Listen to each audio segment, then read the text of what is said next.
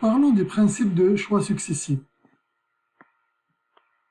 Donc, on va parler d'abord d'un événement aléatoire. C'est une expérience dont l'issue est entièrement déterminée par le hasard. On va dire comme ça, le hasard. C'est très difficile de définir c'est quoi le hasard, mais on va dire les choses comme ça. Donc, lancer un dé à 6 faces. J'ai une carte au hasard dans un paquet de 52 cartes, etc. On va dire que ce sont des événements purement aléatoires. Les événements sont indépendants si l'issue de l'un n'a aucune incidence sur l'autre. Sinon, on va dire qu'ils sont dépendants. Bon, exemple, lancer un dé à 6 faces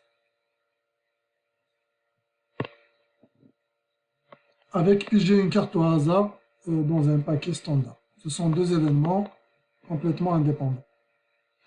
Voici exemple des événements dépendants. Puis j'ai un premier nombre dans un chapeau comportant les valeurs 1 à 10, sans remettre le numéro dans le chapeau. Puis j'ai un second nombre dans le même chapeau. Les événements sont dépendants, parce que le résultat de l'événement B dépend du résultat de l'événement A. Si dans le premier tirage on a tiré un 10, le deuxième tirage, le 10 ne pourra plus jamais sortir. Donc le résultat de B dépend du résultat de A.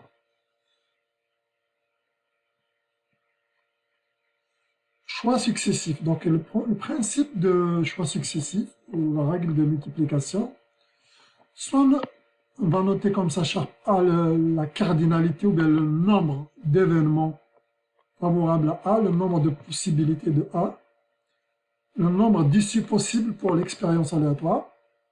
Ces deux événements aléatoires indépendants A et B se produisent successivement,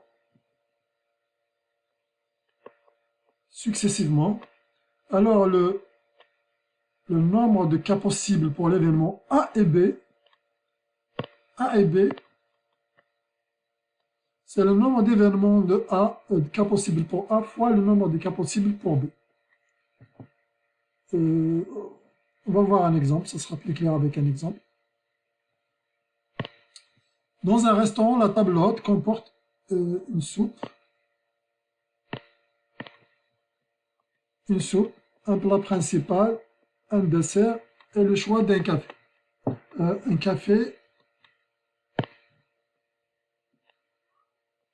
café, une tisane ou un thé. Donc là, ici, on a un ou. Ici, on a un ou, ici, un café ou une tisane, un ou qu'on ne voit pas ici. Il y a un ou.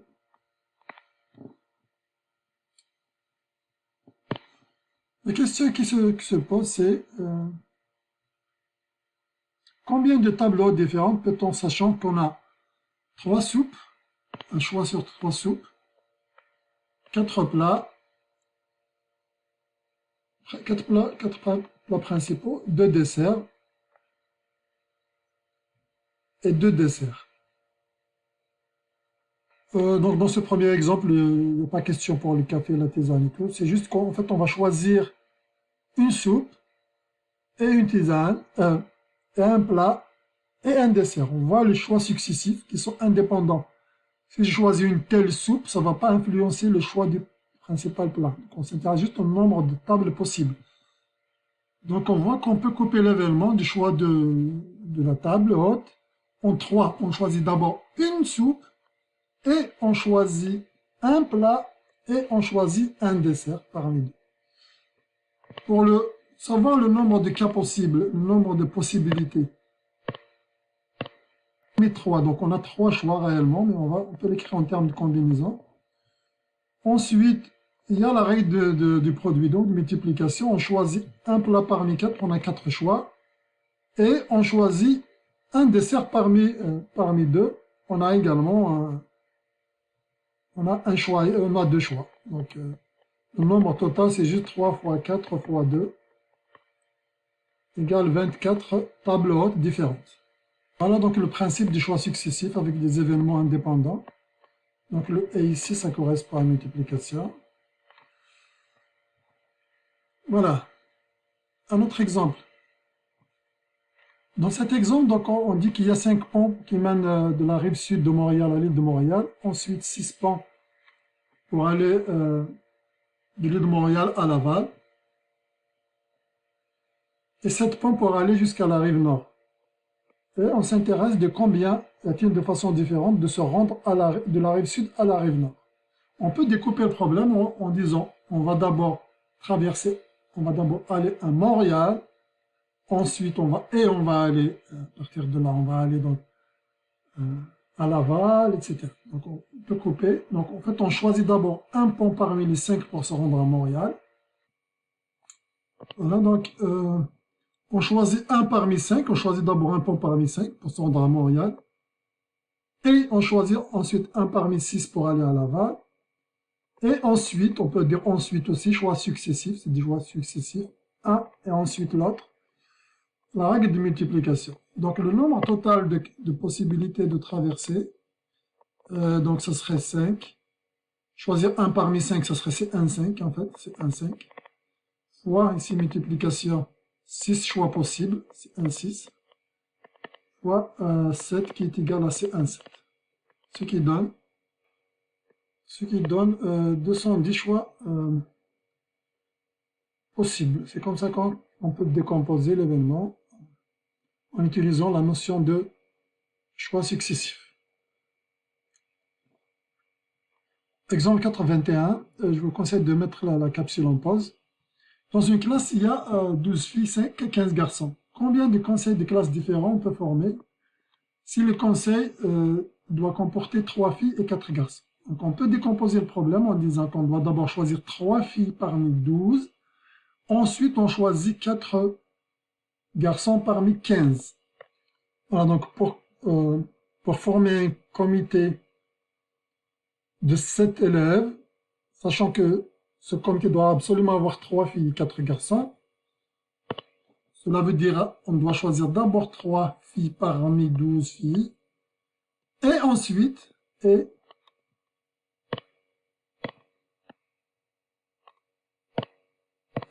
on choisit 4 parmi 15 garçons.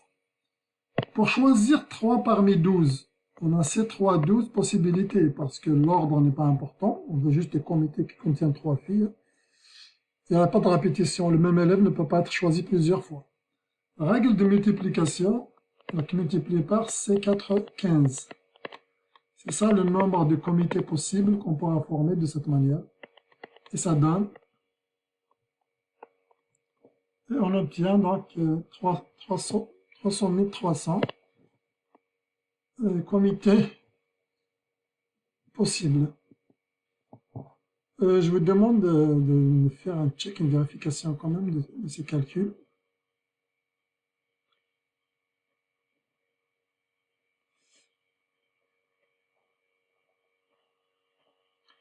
Parlons maintenant de la règle de l'addition.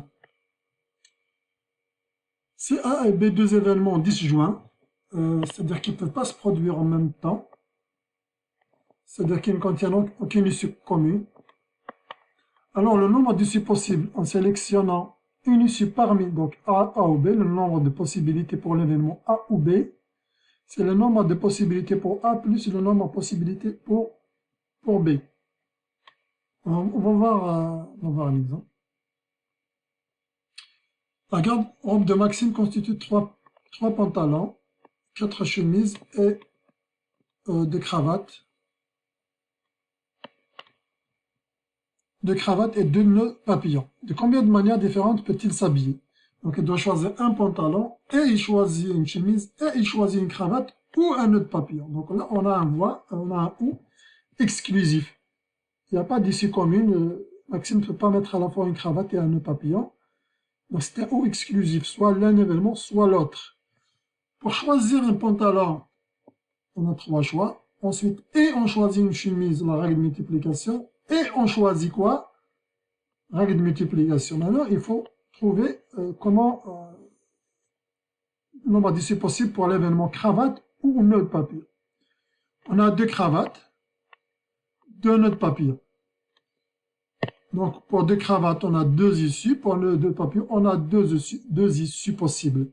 La règle donc de l'addition. Donc, nous choisissons donc parmi 4 finalement. Choisis parmi 4. 2 plus 2.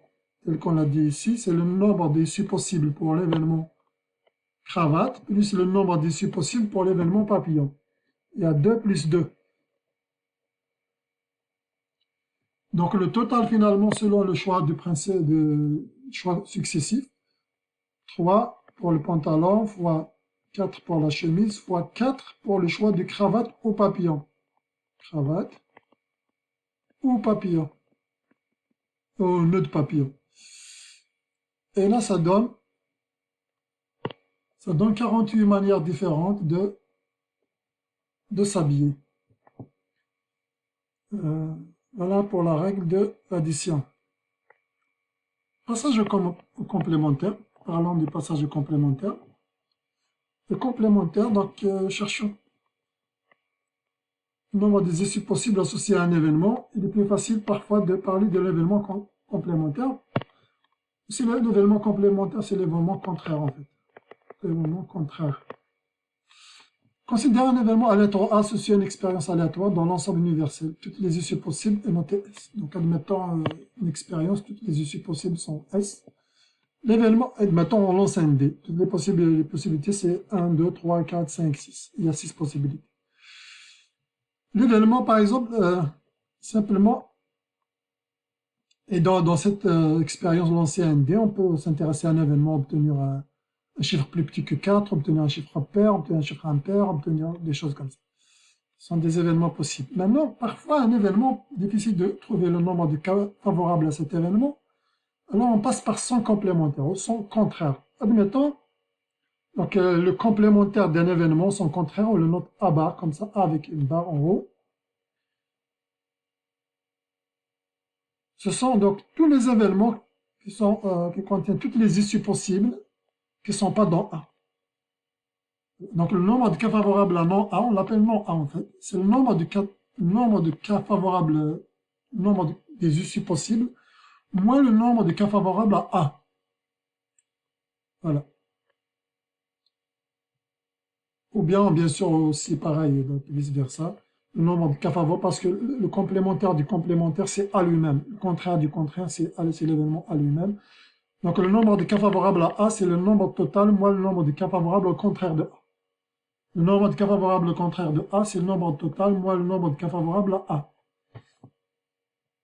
On va voir ça de plus près. Supposons, nous cherchons à former le mot de 4 lettres, que nous nous intéressons à l'événement un mot de 4 lettres qui ne sont pas une alternance de consonnes et de voyelles. Qui ne sont pas une alternance consonne-voyelle, consonne-voyelle, consonne-voyelle. Le nombre de 4 lettres, le mot de 4 lettres, donc, même s'il n'a pas de sens, on choisit juste 4 parmi 26, si la répétition est permise, etc. Donc, c'est 26 puissance 4. Choisis 4 lettres alphabétiques parmi 26. Et la répétition est permise. Maintenant, le nombre de choix qui sont une alternance consonne-voyelle. Donc, consonne-voyelle, ça peut être consonne-voyelle, consonne-voyelle. Ou bien voyelle, consonne, voyelle, consonne. On a un ou exclusif ici. Règle de l'addition. Lorsqu'on a consonne, voyelle, on choisit une consonne parmi 20. Ensuite, on choisit une voyelle parmi 6. Consonne, voyelle. Ici, pareil. 6 fois 20 fois 6 fois 20. En gros, l'événement. Ici, donc, on s'intéresse à l'événement. Un mot qui n'est pas une alternance. Maintenant, on peut regarder le nombre de cas possibles pour l'événement qui est une alternance. Vraiment, une alternance voyelle-consonne. Dans ce cas-là, le nombre de cas favorables à 1, on va monter un charte pour dire nombre. Ça va être égal à 2 fois quelque chose. Ce qui donne donc, ici, donc 28 800 pour le nombre de cas de mots A. Les mots qui sont une alternance. Maintenant, l'événement qui nous intéresse, les mots qui ne sont pas une alternance. Donc, le nombre de cas favorables à A, c'est le nombre total moins le nombre de cas contraires de A. Et ça donne 428 000, normalement 176. Il faut vérifier les calculs. Il faut faire un check de tous les calculs que je fais.